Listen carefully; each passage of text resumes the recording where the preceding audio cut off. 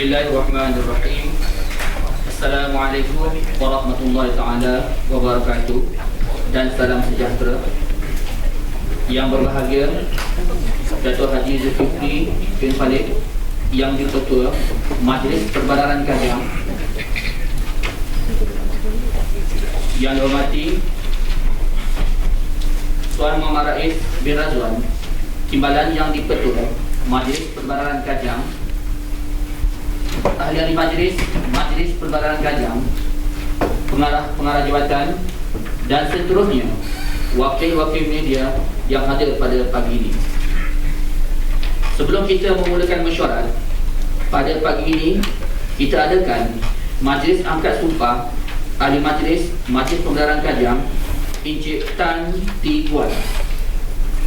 Dengan segala hormatnya dijemput Datuk Yang Di-Pertua, Tuan Timbalan Yang Di-Pertua, dan Encik Tan T. Guan untuk mengambil tempat. Silakan.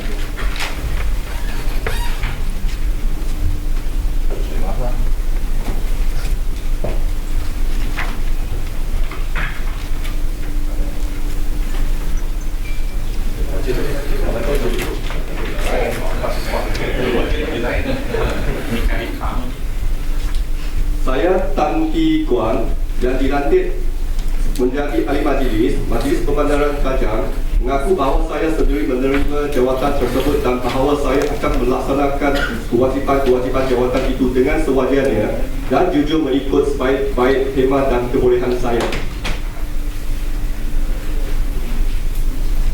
Saya Tan T. Guan dengan sesungguhnya berjanji bahawa saya akan mematuhi peruntukan-peruntukan yang termaktub di dalam Akta Kerajaan Tempatan 1976, Akta 171, Dasar Sekeliling, peraturan dan arahan yang dikeluarkan dan dikuatkuasakan oleh Kerajaan Negeri serta Majlis Perbadaran Kajang dari semasa ke semasa sepanjang perkhidmatan saya di Majlis Perbadaran Kajang. Maka dengan itu, saya berjanji bahawa saya akan sentiasa taat kepada Yang Di-Pertua Agong Negara, Kerajaan Negeri dan Majlis Perbadaran Kajang, akan sentiasa melaksanakan tugas dengan cermat, bersungguh-sungguh, cepat, jujur, amanah dan bertanggungjawab. Tidak akan membelakangkan kewajipan demi kepentingan peribadi saya. Tidak akan berkelakuan dengan cara yang mungkin menyebabkan kepentingan peribadi saya bercanggah dengan kewajipan saya. Tidak akan berkelakuan dengan apa-apa cara yang mungkin menyebabkan syak yang munasabah bahawa saya telah membiarkan kepentingan pribadi saya bercanggah dengan tugas rasmi sehingga menjejaskan kegunaan saya sebagai seorang ahli majlis. Tidak akan menggunakan kedudukan saya sebagai ahli majlis bagi faedah saya sendiri. Tidak akan berkelakuan dengan cara yang boleh memburukkan atau mencemarkan nama baik majlis. Tidak akan membawa apa-apa bentuk pengaruh atau tekanan luar untuk menyokong atau memajukan apa-apa tuntutan, dan tidak akan cuai dalam melaksanakan tugas-tugas saya.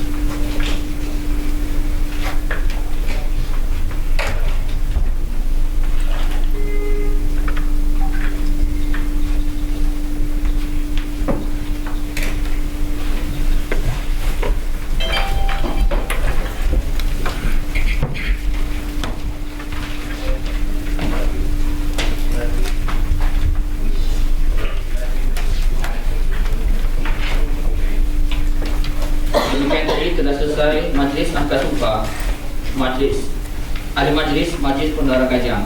Sekian, Assalamualaikum warahmatullahi wabarakatuh.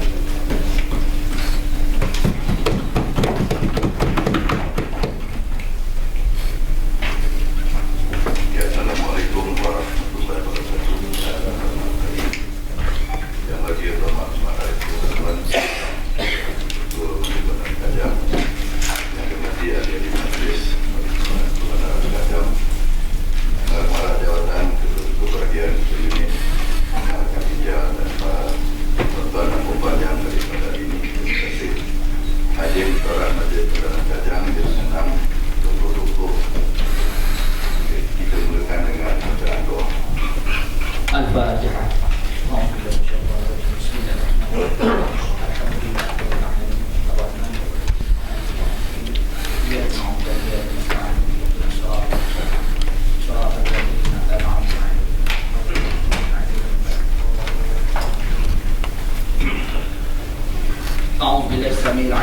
الشيطان الرجيم. بسم الله الرحمن الرحيم.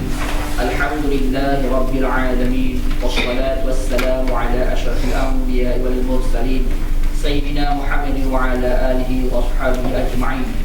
اللهم أصلح لنا دين الذي هو عصمة أمرنا، وأصلح لنا الدنيا التي فيها معاشنا، وأصلح لنا آخرة التي فيها معادنا، واجعل الحياة زيادة لنا في كل خير، واجعل الموت راحة لنا من كل شر.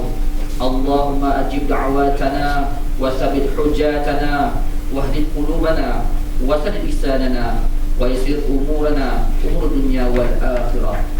Ya Allah, wahai Tuhan kami, dengan hati yang khusyuk dan tawaduk, kami pohon taufik dan hidayah-Mu dalam perbincangan dan permasyaratan kami. Tunjukkanlah kami ke jalan yang benar lagi lurus, jalan yang Engkau ridai. Pujilah kami dengan sifat kemurahan-Mu akan nikmat dan rahmat-Mu yang tak terhingga.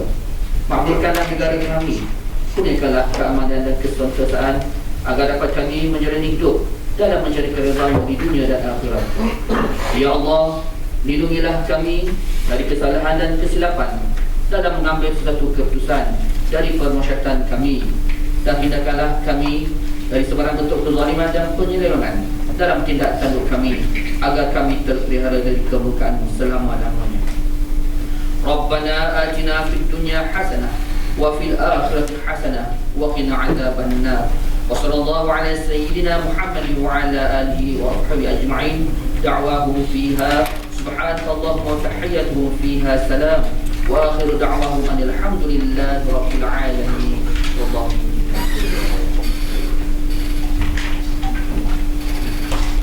terima kasih. Okay, kita pertama kali kita nak tanya kepada Tuan Tuan Tuan sebagai majlis dalam kajang dan kita dengar dan apabila kita kita baca dari alhamdulillah bersyukur kita kepada Allah Subhanahu wa taala kerana kepada kurnianya kita dapat bersama di dalam majlis dalam masyarakat penuh majlis dalam kajang bilangan 6 2020 pada pagi ini. Sehubungan kita ini kita masih berada di fasa 6 perintah tawaran gerakan pemulihan PKPC mulai 2020 hingga 2028. Majlis Kebenaran Kajang masih melaksanakan pematuhan dan penguatkuasaan secara bersepadu agensi bagi memastikan SOP, MKN dan Kerajaan Negeri Selangor dibaru diri. Amalan kebiasaan baru iaitu new normal istilah diteruskan. Saya ingin mengingatkan berulang kita memakai betul-betul face mask, pakai awam selain daripada penjarakan social distancing. Pastikan jarak kita sekurang-kurangnya 1 meter dari orang lain. Elakkan diri dari berada di tempat yang besar dan sempit, juga elakkan dari berdekatan. Ingatan mesra kepada saya sendiri, semua pegawai dan kegiatan majlis serta ahli-ahli majlis perlu sentiasa menunjukkan contoh amalan terbaik demi menjalankan amalan dan tanggungjawab di luar termasuk etika dalam bangunan dan kerajaan. Kita perlu patuhi tata cara memasuki menara PKJ dengan pemakaian berikut dihitung ini Christmas. Saringan suku akan diperiksa daftar masuk secara dibasar kod bola terlangkah. Penggunaan sertifikat tangan iaitu ini hand sanitizer bagi kertas hukuman. Laporan Jabatan Kesedaran dan Penjajahan Kerajaan. Rumah-rumah itu adalah baca bagi pembukaan pasar malam, pasar siang, pasar tani PKJ semasa tempoh perintah kawalan gerakan pemulihan.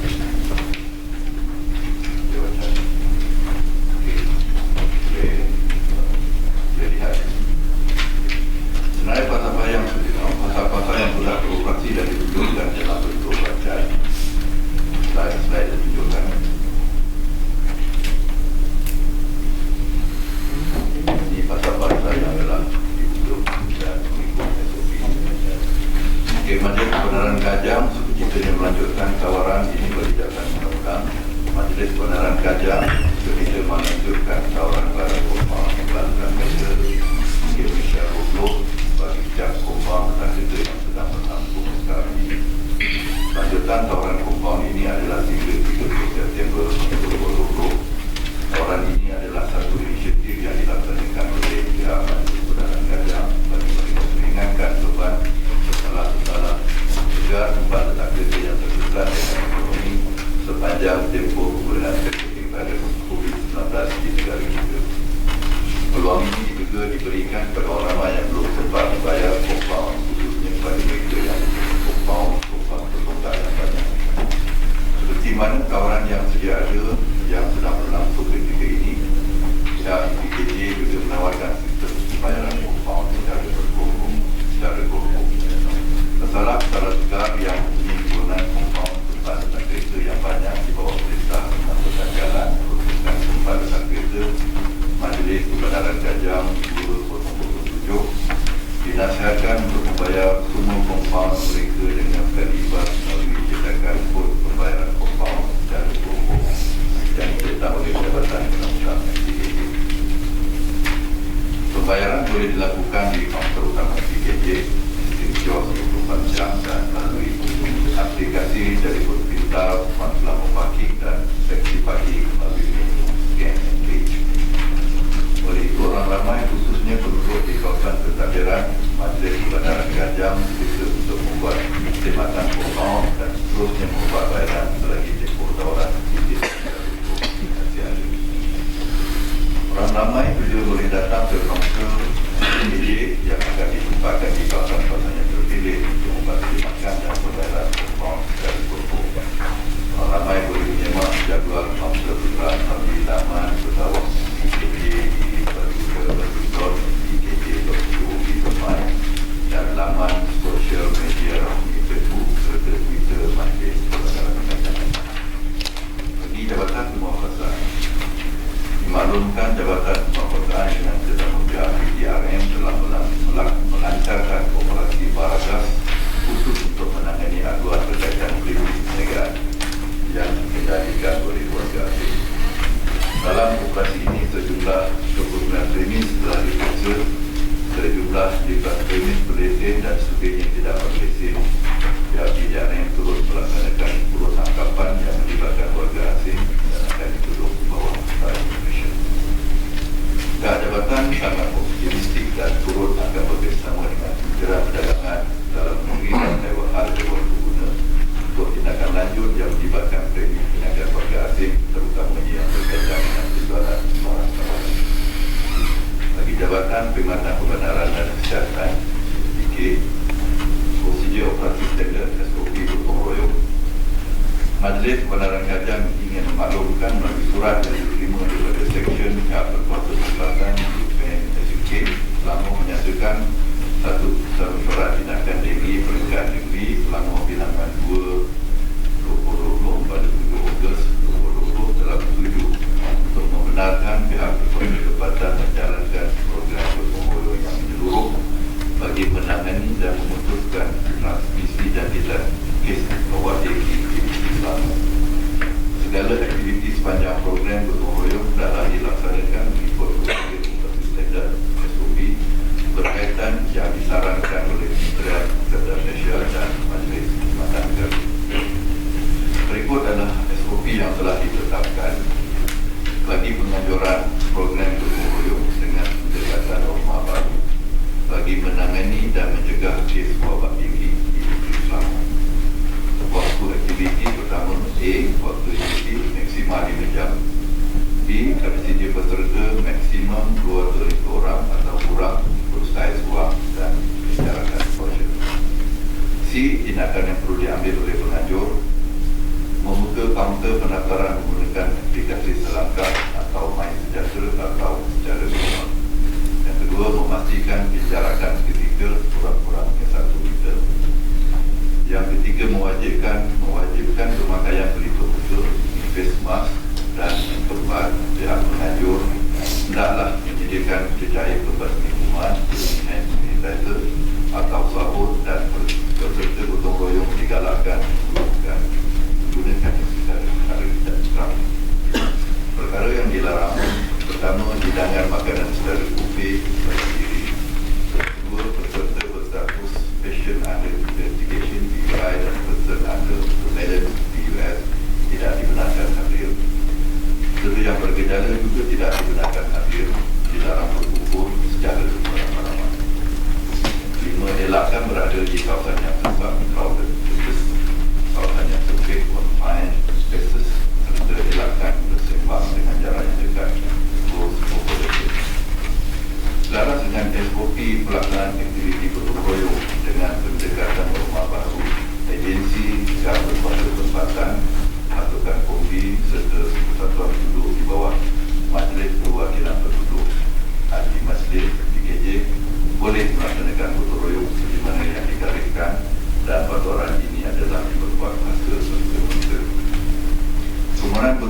adalah melalui Majlis Perwakilan Penduduk di Majlis PKJ dan bagi permohonan bantuan logistik diselaraskan oleh bahagian permohonan masyarakat Majlis Perbandaran Kajang.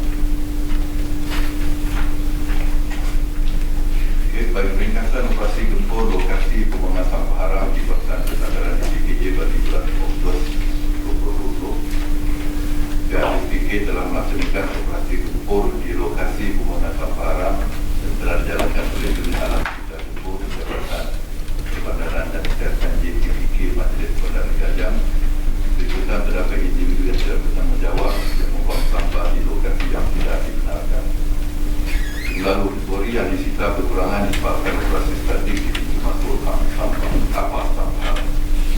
Jumlah bagi bulan Ogos 2020 sehingga 1/8/2020 adalah sebanyak 3 balori telah disita dan 28 kompaun telah dikeluarkan bagi kesalahan membuang sampah di tempat yang tidak dibenarkan oleh Majlis Perbandaran Kajang di bawah UUK 4 dan UUK 3 dalam kurungan 1 Undang-Undang Izin Pembuangan, Pemungutan dan Perusahaan Sampah Saraf Majlis Perbandaran Kajang 2020. Butiran jumlah lori dan lokasi silang lori telah diberikut. Begitu boleh lihat. Majlis Perbandaran Kajang dengan Peserta Bonggol telah menjalankan kerja-kerja pemadaman api kebakaran tanpa putusan sampah haram di Percairan Bandar Mampu Sejarah pada 3 bulan Ogos sehingga 6 bulan Ogos 2020 serta di tepi jalan menghala ke Bukit Program pada 15 Ogos 2020 hingga 22 Ogos 2020. Tindakan yang tegas akan diambil pada milik tanah yang dijalankan jadikan tanah mereka sebagai tapak putusan sampah haram. Majlis Perbandaran Kajang juga telah memanjangkan tempoh sindaan kali pertama daripada seminggu ke sebulan bagi memberi lebih pengajaran kepada bersalah.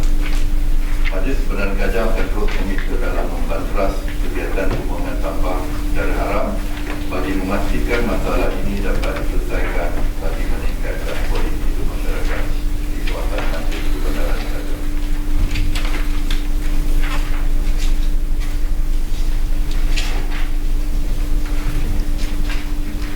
Bawah tinggi hingga 15 Ogos 2020, jumlah terkumpul di negeri Selangor adalah sebanyak 35,401 kes dengan 34 kes kematian. Daerah Bulamat berada di kedudukan kedua tertinggi dengan jumlah kes terkumpul sebanyak 6,916 kes melibatkan 3 kematian. Jumlah kes denggi di Bulamat telah turun sebanyak 30% pada tahun 2020 berbanding 2019 iaitu sebanyak 9,860 kes dengan 13 kematian pada minggu ke-13. Kes terkumpul di bawah pentadbiran Majlis Perbandaran Kajang sehingga 15 Ogos 2020 telah merekodkan sebanyak 5,347 kes dengan 3 kematian. Bagi keseluruhan jumlah fataliti wabak di bawah pentadbiran PKJ adalah sebanyak 83 fataliti. Dari jumlah tersebut terdapat 16 fataliti hotspot merangkumi Pulau Kajang 4, Zon Sungai Amal 3, Zon Barakok 2, Zon Dusun 1 dan Zon Semenyih 6. Untuk kes daftar mingguan demam tinggi di bawah pentadbiran PKJ sehingga 12 Ogos 2020 yang 33 adalah sebanyak 160 kes. Jumlah keseluruhan lokaliti wabak di bawah kesediaan PKJ ekosistem dalam Zon Kajang, Zon MPP 3, 9, 10, 11, 12, 13, 14, 15 dan 20 adalah sebanyak 25 lokaliti. Sebanyak hotspot 4 tidak terkawal, 2 terkawal, 19 lokaliti baru tidak didaftarkan. Bulan kemerdekaan adalah bulan 12 adalah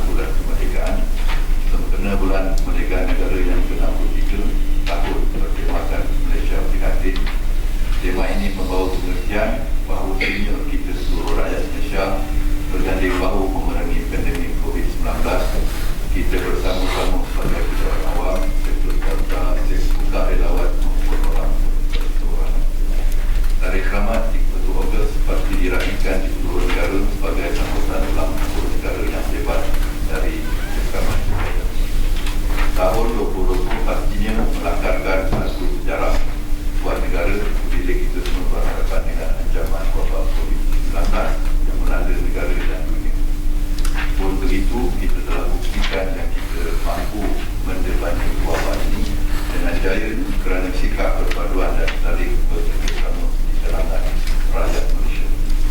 Semangat Malaysia Prihatin perlu disemarakkan dengan segenap kehidupan kita dengan mengukuhkan kembali perpaduan, keharmonian dan kesejahteraan rakyat Malaysia, khususnya di bawah pentadbiran Majlis Kebenaran Kajang. Bunga Raya Bunga Kebangsaan, warna merah indah menawan. 31 Ogos Hari Kemerdekaan Malaysia bebas dari penjara. Jalur gemilang berkibar megah, simbol persatuan seluruh negara. Malaysia bebas dari dijajah semua negara aman. Selamat menyambut kemerdekaan ke-63. Sekian, terima kasih kepada penonton Barat. Terima kasih untuk yang bahagia Datuk Ini Ketua yang dihormati Datuk Orang Kaya Terempu Manjaya Bilangan, Terbuka Tuan Timbalan Yang Ketua, seterusnya tuan-tuan dan puan-puan ahli-ahli majlis, Majlis Pulang Kajang dan juga keluarga majlis Pulang Kajang, dijemput oleh Datuk, tuan-tuan dan puan-puan untuk melihat lampiran ini. Lampiran ini ialah mesyuarat majlis Pulang Kajang dengan 5 2020 yang telah diadakan pada 27 Julai 2020 di bilik ini. Dijemput untuk tuan-tuan dan puan untuk cadangkan dan merupakan sifat tersebut.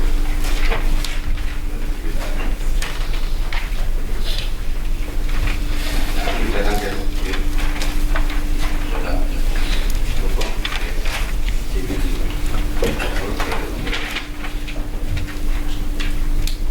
Kalau kita ke lampiran B,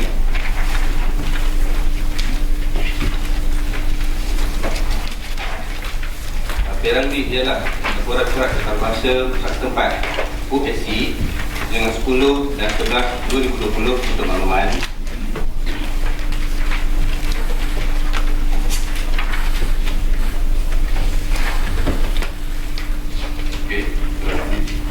Seterusnya lampiran C. Lampiran C ialah laporan surat antarabangsa keuangan Bilangan 6 2020 yang telah diadakan pada 17 Ogos 2020.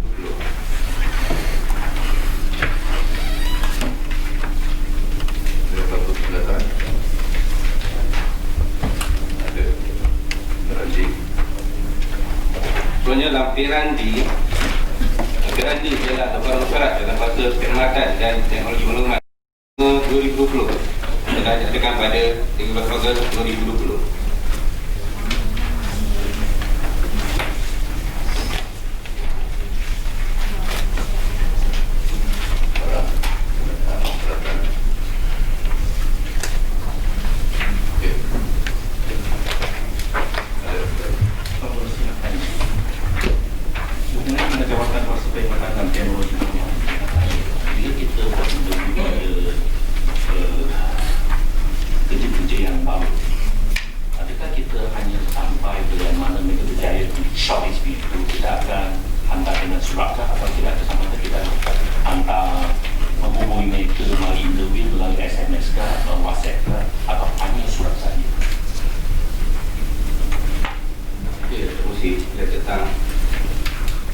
Sarun yang dipanggil untuk temuduga, kita ada dua edah. Satu kita hubungi telefon, kedua beri surat.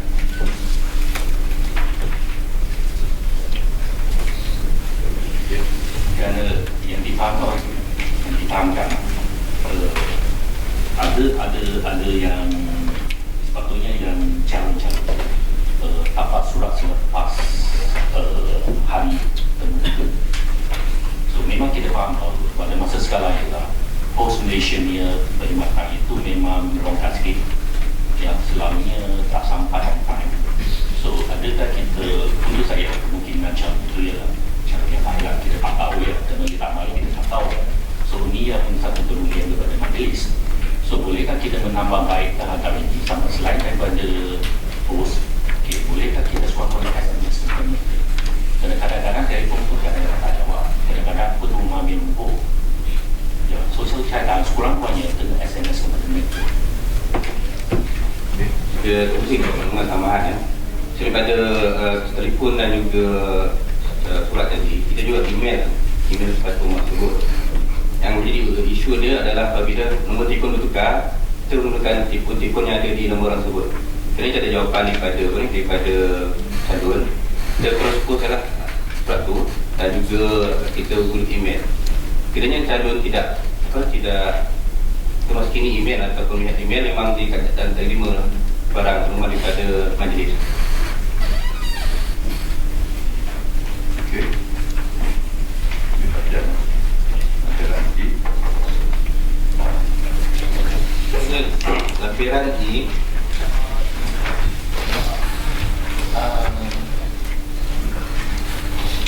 saya nak kembali ke bahagian satu isu saya nak bangkit yang mengenai saya terangkan sama lain saudara Billy ada bangkitkan mengenai isu berbeda haram tadi saya ada tapi tidak ada rekod dalam hal boleh saya makan sampai lagi sama lain akan buat isu rekod saya berarti right di bukan surat 16 marah lain hanya operasi dan buruk dengan lagi pemeriksaan tenaga jadi tapi saya saya tidak ada ada rekod dalam hal lain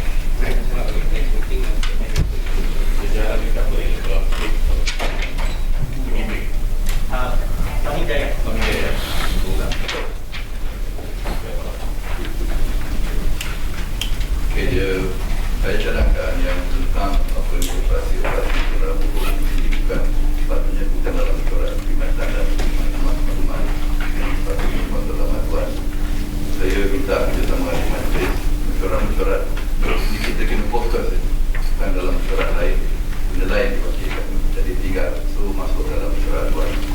Isu yang ada dimaksud perkara ini pun dalam buruh DNB masuk dalam aduan. Ini mesyuarat perkhidmatan dan jadi kita kena fokus mesyuarat dan kita pergi tajuk lain.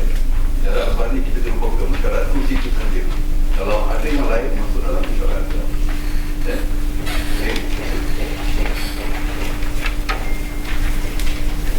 Lampiran I. Kemudian lampiran I adalah laporan mesyuarat tentang proses infrastruktur bilangan 6 2020 yang diadakan pada 14 Ogos 2020. Betul. Okay. Untuk dalam ini bersuara saya tak nampak isu one way system dekat Jalan Trader Square ya. Ada sikit perubahan. Saya tak nampak dalam ini ada pertentangan mengenai isu ini lah. Jadi kita sudah buat site visit dengan konsultan dengan perancang yang tertuan sekali pada bulan Jun sebenarnya. Jadi sehingga sekarang belum ada pertentangan. Boleh saya tahu apa masalahnya? Pada kita tak ada cadangan untuk saya sebab kita setuju dalam mesyuarat ifrah dulu, kita akan laksanakan apa yang diputuskan oleh mesyuarat. Itu saja. Tapi siapa mencadangkan untuk buat bidang sebab kita laksanakan dulu. Bila ada bantahan, baru kita akan bawa balik dalam mesyuarat ifrah. 3 kali ini kita tak terima apa-apa bantahan.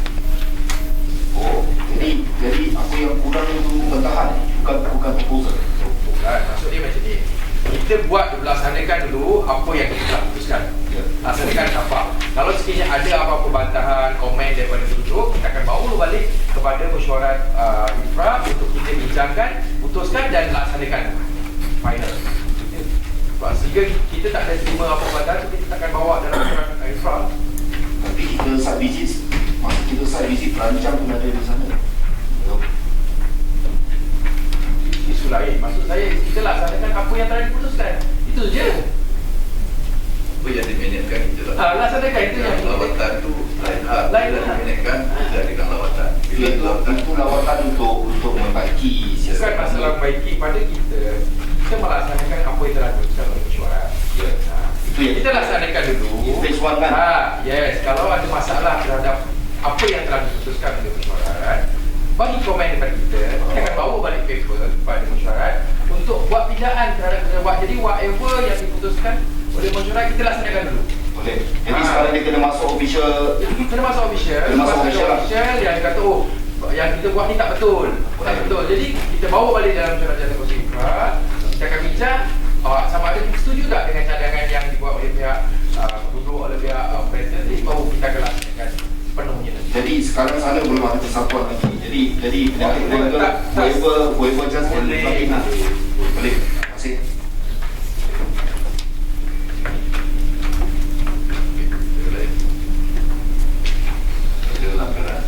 Seterusnya laporan F. Laporan F ialah surat kepada Pihak Bandar dengan 5/2020 yang telah diterima pada 18/2020.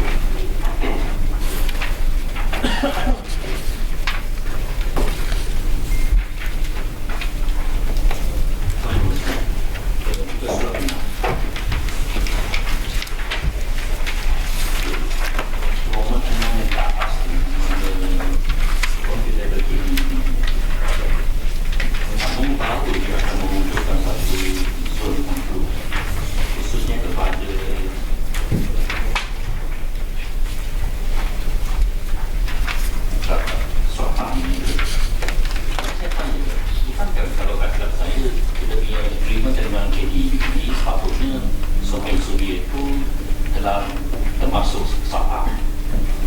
So, kenapa dia nak wujudkan lagi satu zon 60 khasnya untuk SAPA? Kita tak setuju mana. Terima kasih Yang Mulia Datuk YB. Untuk zona blok ni sebenarnya pada peringkat awal perbincangan untuk KDB mengambil alih kerja-kerja musyawarah yang masih berjalan di kerja kita dah masukkan, kita cadangkan untuk dimasukkan dalam zon sedia ada. Tapi bagi pandangan KDB dia kata kontraktor dia tidak mampu untuk melaksanakan kerja-kerja tersebut. So dia menunjukkan satu zon lain, zon 60 khusus untuk kawasan selatan sahaja. Tapi kalau ikut dasarnya memang majlis kita mencadangkan untuk dimasukkan zon sedia ada yang berhampiran. Saya ambil contoh macam kawasan selatan KNS di stesen 1 Bangi, sepatutnya dimasukkan pada zon pemeriksaan awam sedara. Tapi oleh kerana kemampuan kontraktor untuk pemeriksaan awam yang pada pandangan mereka tidak mampu untuk melaksanakan tersebut, dikuatkan mengganggu pula jadual dalam pusingan pemeriksaan awam sepatutnya, maka diasingkan satu zon 60 khusus untuk selatan sahaja. Maksudnya selatan ni dia tertumpu di beberapa kawasan, di Bandar Baru Bangi, di Ceras dan di Semenyih dan satu kawasan kalau tak salah. Dia ada lebih kurang dalam 13 ke 14 kawasan lah yang disetarakan di bawah zon 60 ni. Jadi kerja usaha di selatan pula ni termasuk usaha awam dan juga kehidupan bukal yang ada di kawasan selatan tersebut. So, termasukkan dalam macam ni yang mana di bawah selatan ni, jadi mereka punya sampah buka pun akan wujudkan satu zon baru kan atau tidak? Tidak. Sampah buka selatan yang dimasukkan di bawah zon 60 tersebut.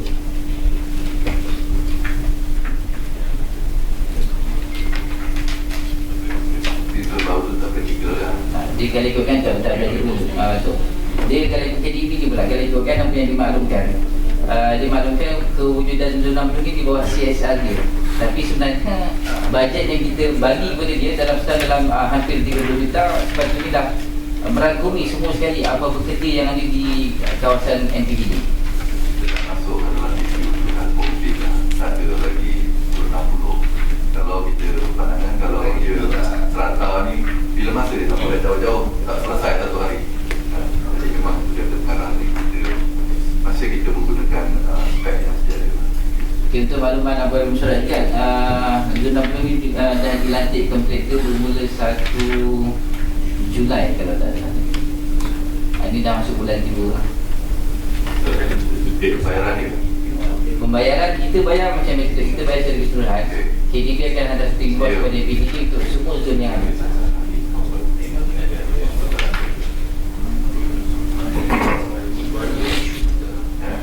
Ini dia punya internal lah. Kita tak lulus sekali lah. Dia gara-gara ikut apa yang ada pada kita, walaupun dia tambah zon, kadar yang kita bayar tetap sama tu. Jadi tak ada perubahan Dia lagi. pun tambah bayaran. Dia yang mewujudkan sendiri lah.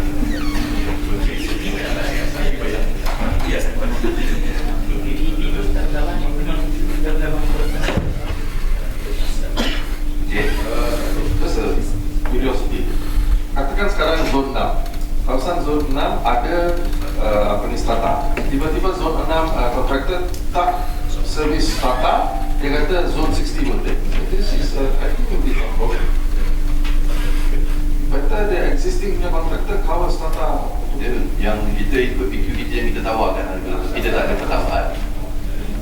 Cik Zuli dah tanya, dia ada beza dia kerja di kawasan selatan dengan Lengkit ni?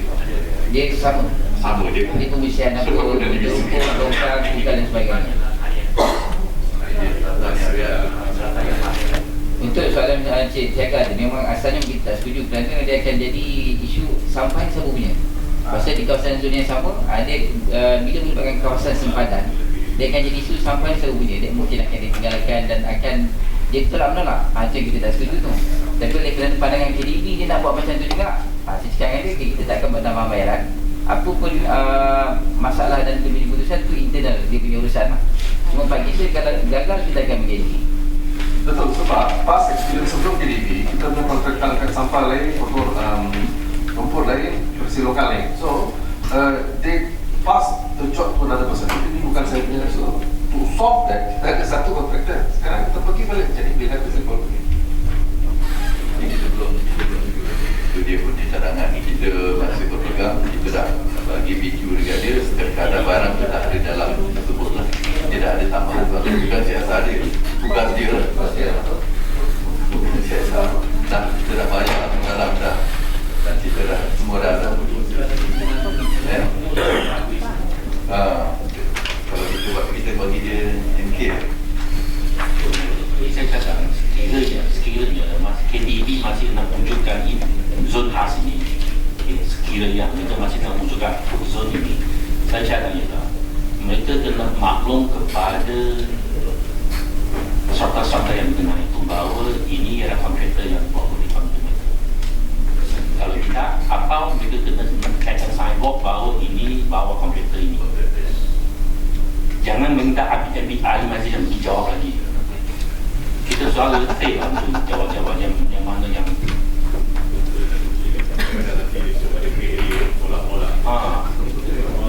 kalau dia nak wujud, dia tak mahu dengan dia nasihat, dia masih nak wujud, minta dia setiap tapak itu dia kena naikkan dia punya itu signboard. Itu saja, senang. Nah, kita memang kita nak panggil dia CEO tu. Saya tak panggil, cuma panggil jadual. Kita mengarah urusan saya nak ikut CEO. Kita tak setuju lah diserahkan pertambahan pada kita bila dia ambil pertambahan. Dulu kita ambil, setelah kita masalah dengan Flora, ambil itu gaduh-gaduh. Ini pula, dia pula dah ambil senang-senang, dia pula nak tambah kita punya kod. Banyak kedap. Itulah. Memang kita belum tidak begitu tujuan. Jadi dia CSR dia kata kita tak setuju lah cara. Kita risau nanti tanpa dia tak collect benda tu. Dia akan tinggal. Jadi benda tu ada masalah. Masalah yang akan timbul. Dia akan pergi lama dia punya perjalanan tu. Bila dapat no kan, nak tunggu satu hari. Dah ambil, mungkin besok pula dia ambil. Ini semua main kong kali kong susah gitu. Jadi kita stick pada benda yang ada. Yang pertambahan tu kalau dia buat cara tu dia dapat kita lah. Jadi dia punya dia tak nak terus tapi kita belum terima lagi. Okey. Itu tugas solat 9 dan cadangan tas kecil ini itu khususnya kepada kilang-kilang industri. Saya sokong kepada kertas kecil ini lah. Tapi yang minta perlu untuk menambah baik. Boleh ke selain daripada kalau ikut F kita mengatakan bahawa kita ada 4 perusahaan. Okay. Bolehkah kita kerana kebanyakan ini kilang-kilang ini dia jenis-jenis yang sisa. Okay. Dan kemungkinan pun ada yang ada terus dia. Okay.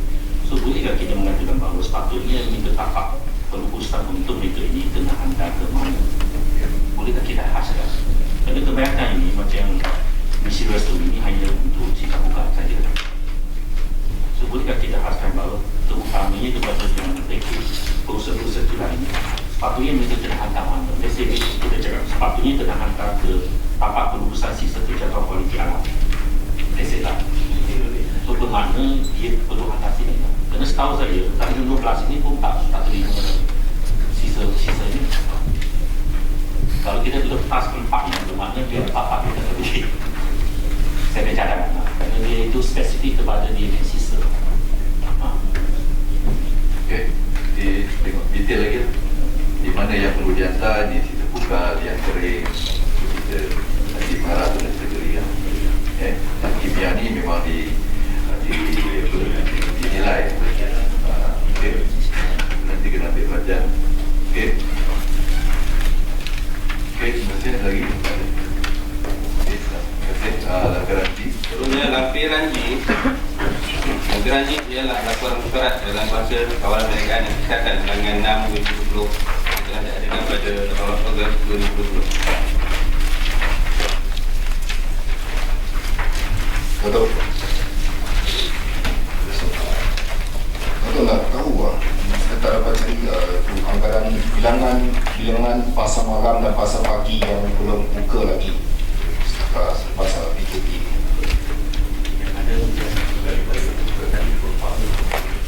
Ada buka. Ada slide.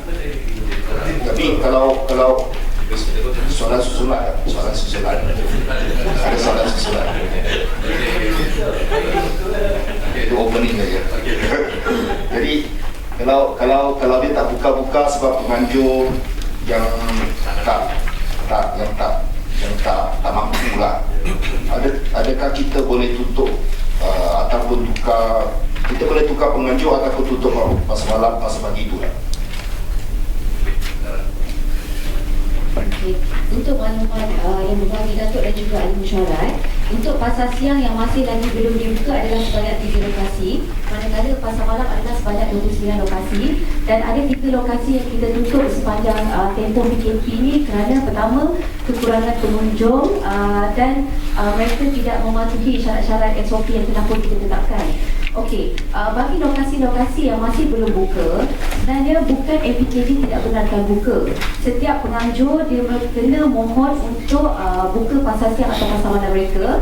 So teknikal pelesengan akan turun untuk melihatkan pematuhan SOP tadi. Sekiranya dah penuhi semua syarat, baru kita akan keluarkan satu surat kelulusan untuk membuka pasar tersebut.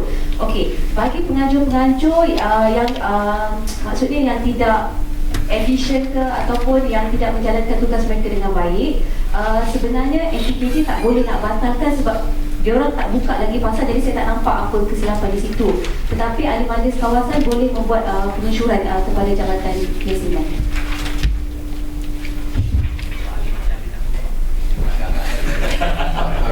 Jadi kalau ahli majlis showkan kepada majlis, dia jadi penganjur boleh ditukar sebenarnya. Kalau ikutkan, penganjur-penganjur ini akan tamat pada 31 Disember. Tempoh penganjuran mereka kita bagi setiap tahun setahun-setahun.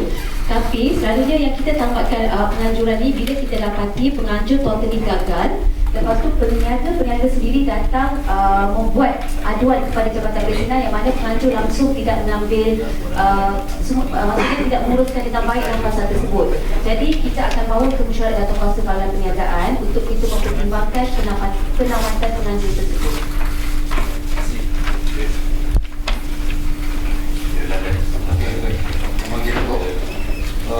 Rujuk surat 35.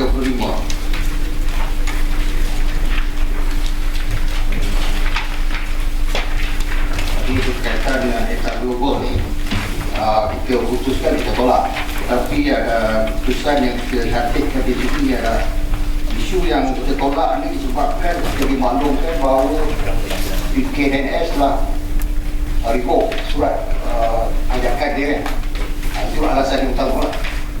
Kalau saya minta dia dijeniskan. Yang tarikh akhir patutnya pada 29 Ogos. Mereka telah surat yang telah dikeluarkan kepada mereka oleh KNS untuk direvoke. Kemudian untuk semakluman hasil perjumpaan dengan Ikhlas saya tempoh hari dimaklumkan bahawa pada 1 hari bulan September nanti kita akan berkumpul dengan pihak ini untuk dipindahkan dan dijangka kita akan maklumkan pada mereka pada hari tersebut. Kita akan minta mereka dalam masa 2 minggu untuk mengosokkan tapak, dan kita akan cuba dipindahkan di kawasan laman niaga di Bandar Baru Pelangi. Selain daripada itu, untuk pemakluman, PKNS juga telah mengeluarkan surat kepada pihak Etat Global untuk meruntuhkan struktur-struktur kekal yang telah dibina selewat-lewatnya sehingga 14 bulan September. Jadi jika mereka gagal pada 14 bulan September, pejabat undang-undang mereka telah kata tiada masalah untuk mereka merobohkan sendiri, dan packaging kita akan bantu dari segi jentera untuk membantu operasi korban pada 17 hari September nanti. Okay.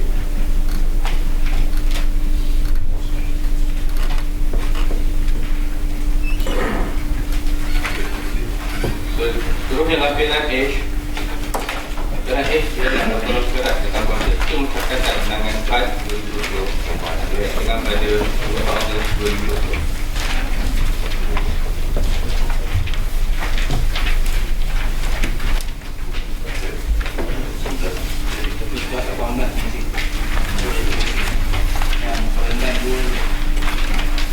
Kemudian kita semula saya tanya diharap kemudian dah dibincang dan diharap dengan bandara khususnya tempat letak lokasi dekat Tombak biasanya jatuh hingga dia enak di Malaysia itulah.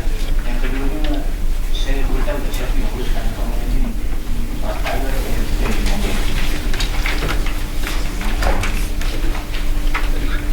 Okey, terima kasih. Saya respon untuk kita semula lagi.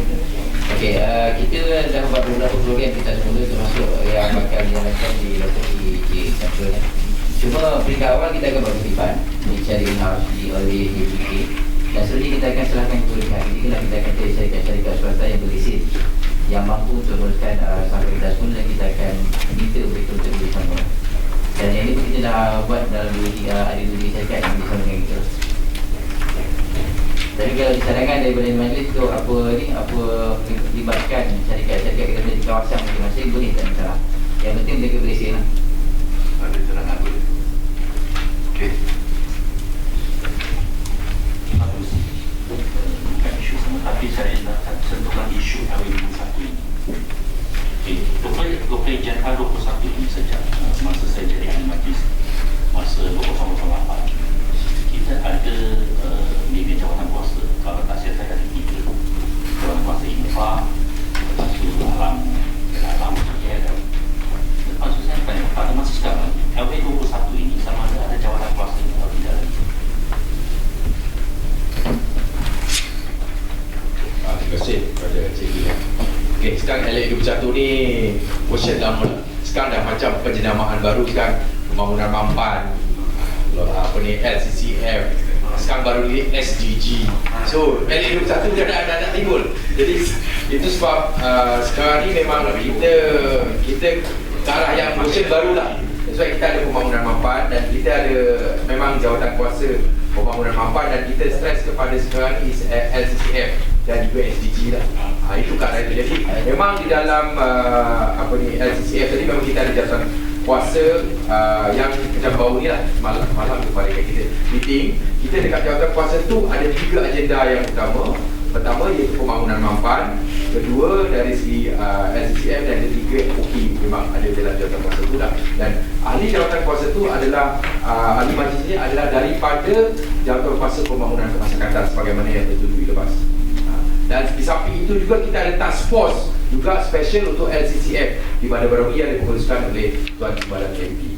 So yang dari segi local agenda tu sebab dia dah tak ada ni, jadi kita ikut keperluan dari segi pihak Kementerian Perumahan dan Kerajaan Tempatan dan juga Jabatan Perancang Ibu Pejabat Jabatan Perancang Malaysia.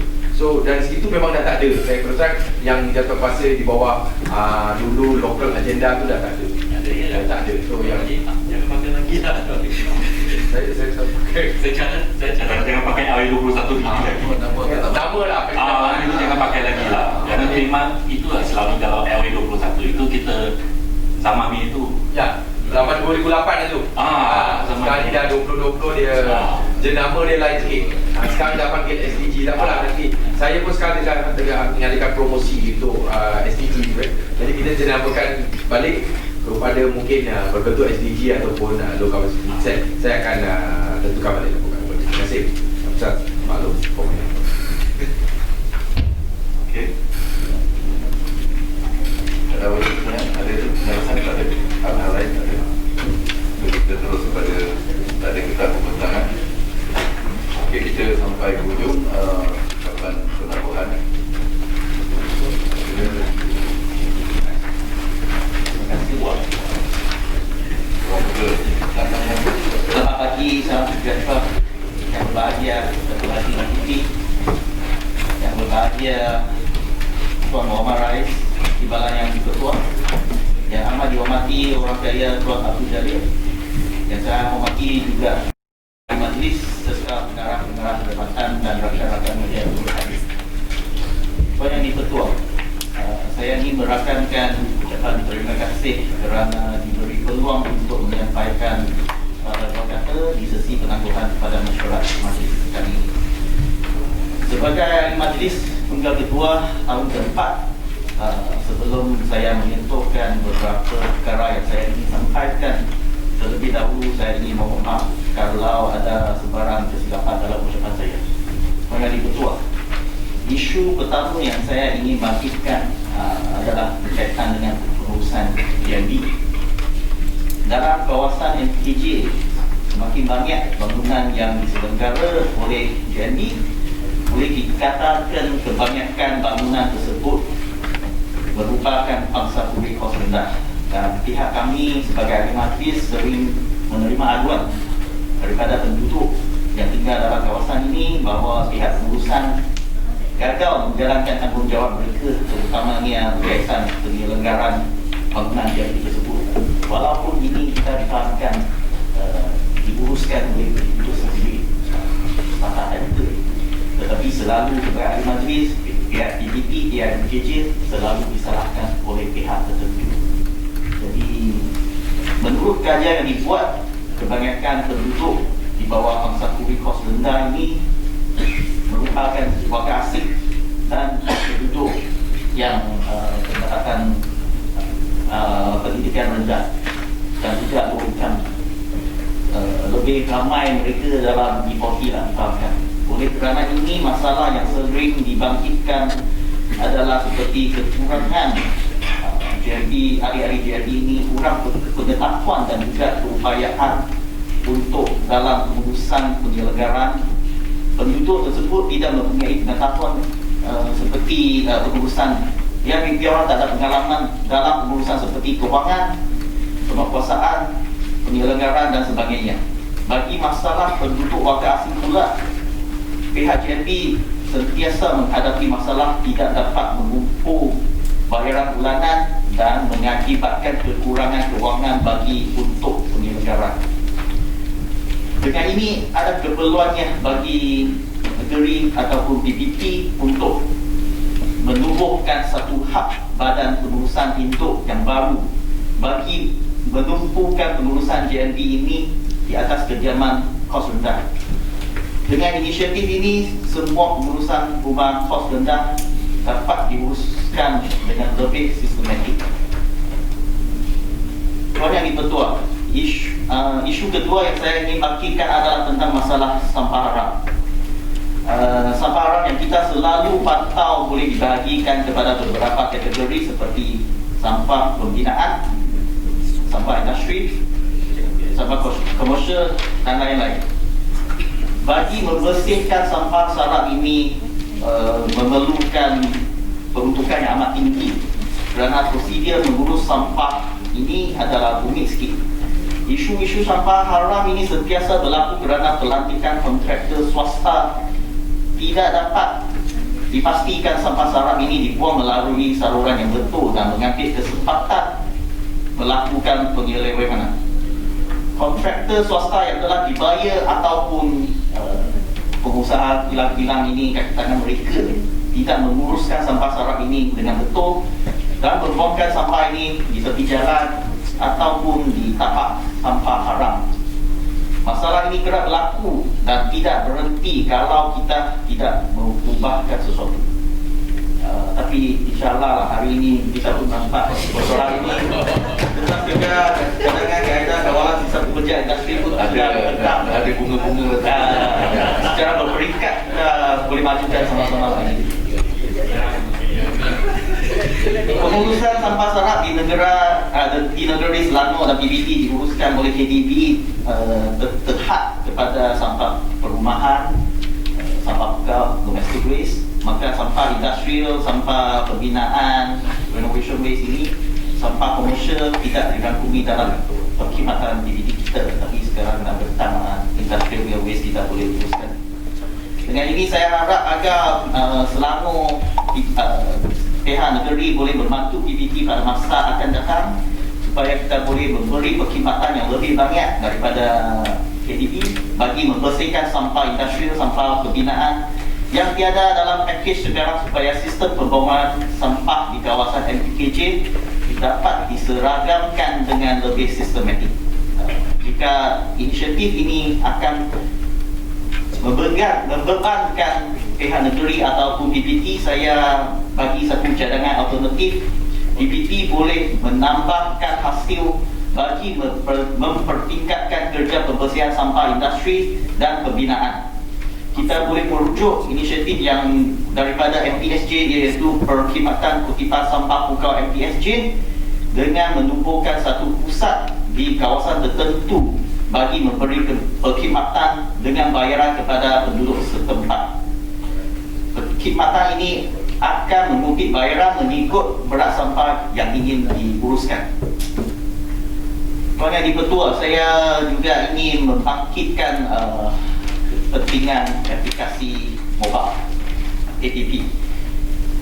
Aplikasi mobile ini adalah sesuatu saluran yang memberi kemudahan kepada orang awam untuk membuat aduan, dan PBT kita boleh mendapatkan informasi.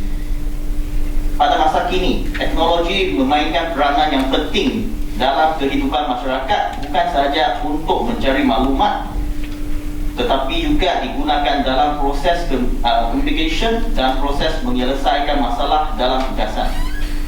Jadi, kewujudan aplikasi mobile ini sangat penting untuk masyarakat supaya mereka dapat membuat aduan dengan berkesan. Pandangan saya sebelum ini, apps kita Air Kajang ini tidak dapat berfungsi dengan baik, dan APP ini masih perlu lagi ditambah baik. Berdasarkan aplikasi mobile Air Kajang yang sedia ada, ia tidak ada pangkalan data yang cukup besar untuk mengumpulkan data dan juga kekurangan manpower untuk beroperasi. Ianya menjadikan aplikasi mobile ini tidak dapat berkesan untuk digunakan. Dengan ini saya mencadangkan bahawa lebih banyak peruntukan perlu ditambah dalam bajet masa akan datang. Selain ini, penyelidikan dan pembangunan perlu diadakan bagi mempertingkatkan fungsi dan kualiti aplikasi mobile tersebut. Tuan Yang Di-Pertua, sebelum saya menamatkan ucapan penangguhan saya ingin mohon maaf andai terdapat kesilapan dan terkasar bahasa dalam ucapan saya. Terima kasih.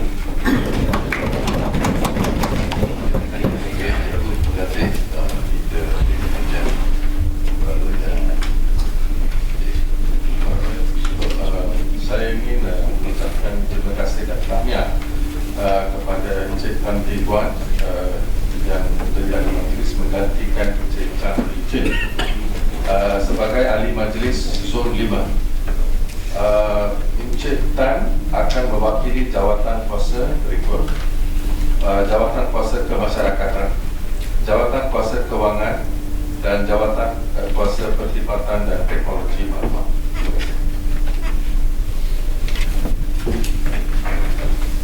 Terima kasih. Kita dah sampai ke hujung. Saya berkenaan dengan bajet sedikit cerita kepada sebab saya bajet dengan bajet. Saya minta dalam maklumatnya saya minta pertama setiap jabatan punya kaki tangan dia senarai berapa jumlah itu.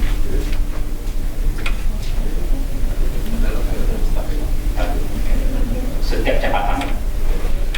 Apa yang ni nanti PSM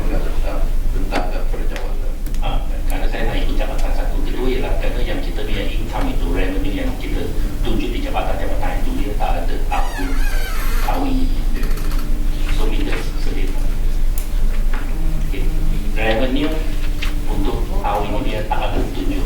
Masa lah. Semasa yang bajet untuk tahun ini dia tak ada. Ya, okay, thank you. Besok kita akan tentang bajet malam. Besok hari yang dimakan sebelum Jumaat. Kalau boleh saya minta semua di majlis beri cadangan bagaimana kita nak meningkatkan pendapatan dan cadangan itu boleh dibincangkan. Kita sama-sama kita bincang bagaimana kita nak memacu majlis pada tahun hadapan. Pendapatan kita yang mencakup ini dan berkurang bagaimana kita nak naikkan pendapatan atau nak kurang tangan atau kurang ahli majlis atau dalam ahli majlis turunkan. Kita ceritakan kurang-kurang. Okey, kita besok kita bincangkan walaupun draft dah disediakan dan besok kita bincangkan bagaimana kita nak meningkatkan pendapatan. Yang penting pendapatan. Kalau ada pendapatan